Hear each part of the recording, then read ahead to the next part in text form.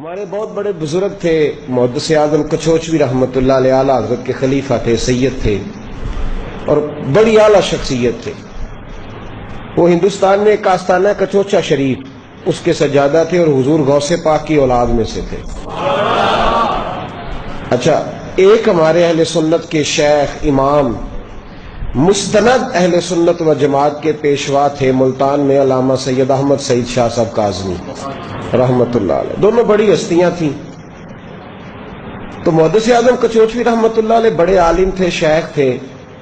علامہ کاظمی صاحب کے پاس تشریف لائے تو جلسہ تھا 27 رجب کو دن کے وقت، یعنی آج رات ہے نا، تو کل جو دن آئے گا اس دن کو جلسہ تھا دستار فضیلت کا۔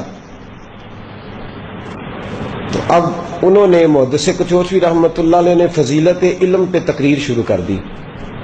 علامہ کاظمی صاحب کا دل تھا کہ یہ حضور کے معراج پہ بات کریں، تو کاظمی صاحب رحمت اللہ تعالیٰ علیہ ان سے فرمانے لگے کہ کچوچوی صاحب آپ حضور کا معراج بیان کریں۔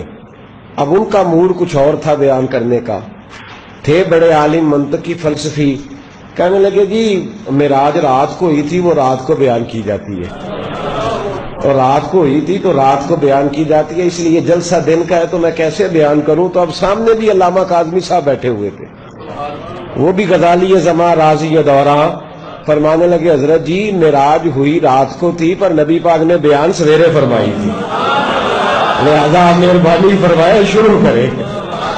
تو مرضی جب دونوں کی مل گئی تو پھر بات بن گئی، دونوں ایک دوسرے کو دیکھ کے مسکرائے، دونوں سید، دونوں آل رسول، تیری نسل پاک میں ہے بچہ بچہ نور کا، تو ہے نے نور تیرا سب گھرانہ نور کا۔